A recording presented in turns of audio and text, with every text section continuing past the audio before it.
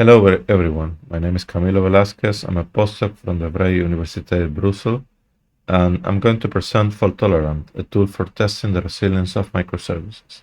This work is in collaboration with Professor Koen de Ruber, also from the VU. Many of you are familiar with unit tests, which are small isolated tests that verify the correctness of individual units of code, such as methods. Many of you could be also familiar with end-to-end tests, which are tests that verify the entire workflow of an application, simulating real user interaction to ensure all components work together correctly. But many of you are probably not familiar with resilient tests. Resilient tests intentionally inject faults into a system to evaluate how well a system or application performs after this fault injection and how well it maintains its functionality in the face of unexpected disruptions. Now, the concept of resilient test started by major IT companies. For example, Amazon presented what they call a game day that simulates a failure or event to test system processes and team responses. The purpose of this was to actually perform the actions that prevent future unexpected disruption into their services. Also, we have the case of Google, in the case that they introduce a program called Google Disaster Recovery Testing Program, which consisted of multiple days of triggering failures into system. They design faults affecting more than one service, and this usually involves multiple engineers, not only software engineers, but network engineers, infrastructure engineers, and so on. And also we have the case of Netflix, in which they also started testing their services, and they developed a tool called Chaos Monkey, in which they randomly selected one of the services, disrupted these services, and later check how the main functionality of the system behaved to this unexpected disruption. Now, there is empirical evidence of the advantages of these resilient tests, of these practices. For example, we have the case of Facebook that randomly shut down entire data centers to test how failures affect the user experience. During one of these, they were able to check that there were some untested edge cases, and actually they were able to recover from the 2019 major outage from the multiple meta services. Also, we have Netflix, as I explained before. They were able to survive the 2015 Amazon Web Service outages because they adopted these disruption practices beforehand. And lastly, we have the case of Google, like mentioned before, using the DIRT program. They were able also to simulate earthquakes, and actually this was useful for them in an actual earthquake in Japan in 2011. Now, these major companies started testing their products using monolithic type of architectures, but later they, with the popularity of microservice architectures, they were also adopted these practices from monolithic to microservice architectures. Now, the type of faults that you can inject into these microservice architectures are, for example, drop REST API calls, delay REST API calls, unexpected argument values, and the type of failures you should expect are also related to these fault injections. For example, timeouts, crashes, assertion violations, and so on. Now, these practices became more and more used, not only by these major IT companies, but by a whole community. And they they branded a term for this into a new discipline called chaos engineering. In this discipline involves all of these practices to check, to inject faults, to measure the recovery of services, and so on. Now, there's also some papers that introduce new techniques. For example, the case of Chaos Monkey. As I explained before, this is a Netflix chaos engineering tool that verifies a network's resilience to failure scenarios, and inject failures and check the network invariance. Also, we have the case of Gremlin, which perturbs inter-service calls at the network layer. This is based on manually defined recipes by users, and once these recipes are processed and services are specified, faults are injected in their communication channel. And lastly, we have the case of Kauka, which tests the resilience of actors in ACA and uses test amplification and delta debugging to decide where to inject faults. Now, we propose FaultTolerant, which is a tool that was inspired by the previous tool Gremlin, but in the case of FaultTolerant, it's fully automated approach to test the resilience of microservices, leveraging Docker containers and network manipulation. FaultTolerant brings chaos engineering from the production environment to the test environment, and it fully supports Docker containers, which means that it's available to the major technologies. For example, you can have your application being developed in Python or Java or PHP that is agnostic to FaultTolerant, because we only handle the communication channel between services and not the code of the applications themselves. Now, in general, FaultTolerant works in the following way. First, we run the test available in the application, for example, end-to-end test, and we check that all tests are green. Then we inject the faults using our tool FaultTolerant, and the final step is to run the application, run the test again, and, for example, check if, for example, one of the tests fails. That means that the injection of our application is effective, and also it means that the application is not able to recover from this fault injection. Now, a low-hanging fruit by FaultTolerant application is also the help to find missing implementations of resilience adoption. For example, we have this code here. In this case, they use the retry pattern to avoid fault injection. For example, the retry pattern enables a number of retries in the case that the initial request fails. That means that if a fault is injected because of the adoption of the retry pattern, the system will retry again to recover from this fault injection. So that means that this code is protected against faults. So now I will present in brief the architecture of our tool. For example, the input of our tool is a microservice application. So the first step is to actually start this application. Once this is done, FaultTolerant starts obtaining the service addresses of all microservices in the microservice application.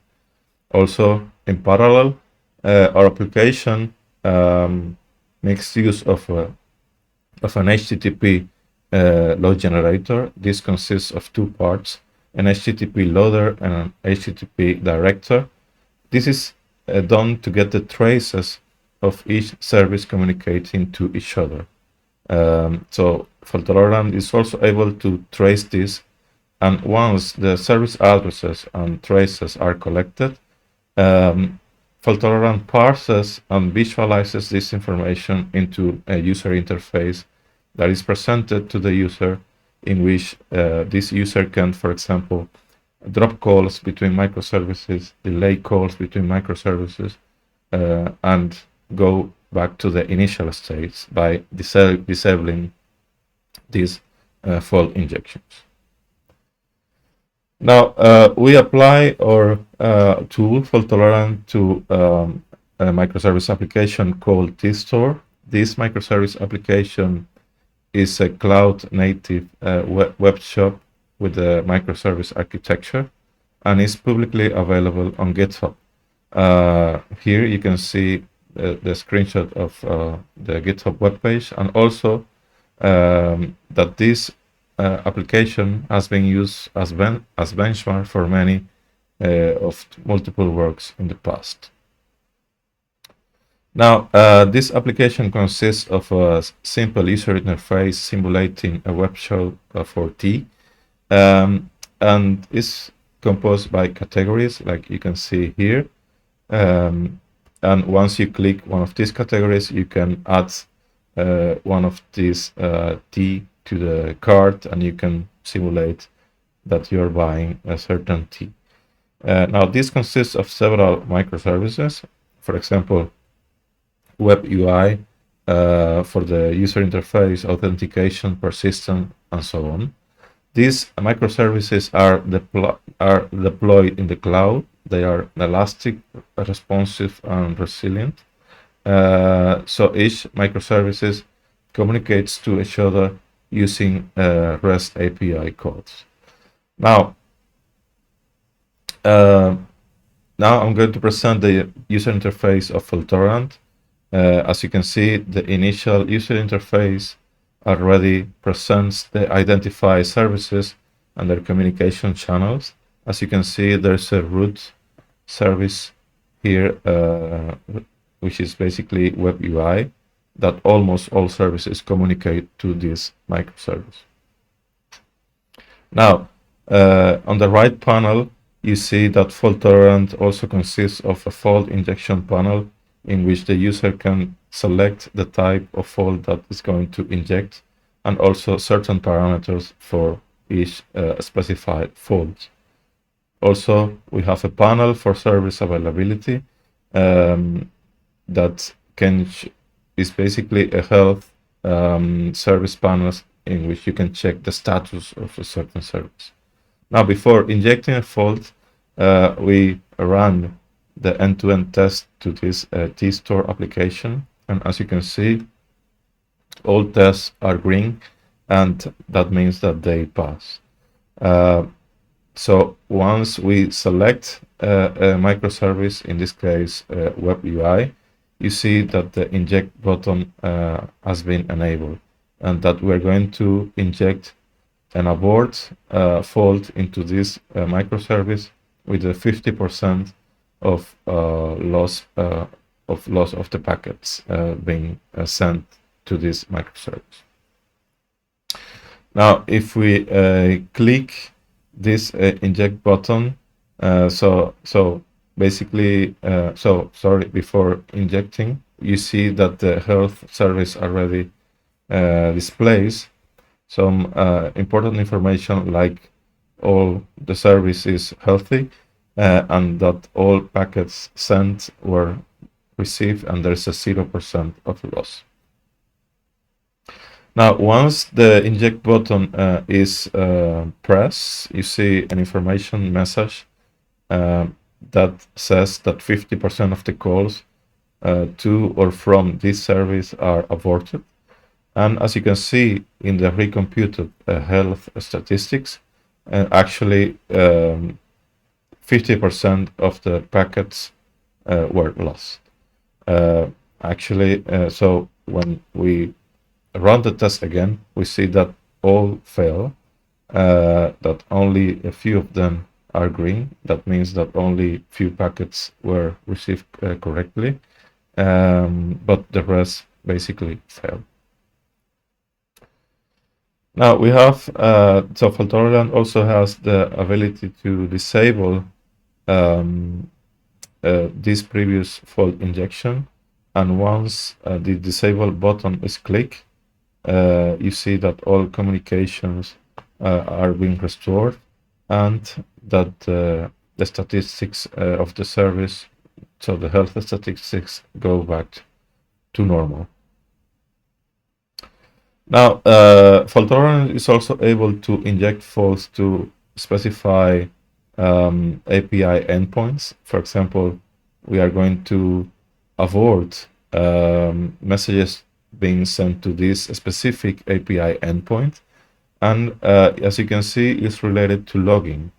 Now, in consequence, you see that that all tests related to the authentication fail, and some others do not. Some other pass with some other also fail.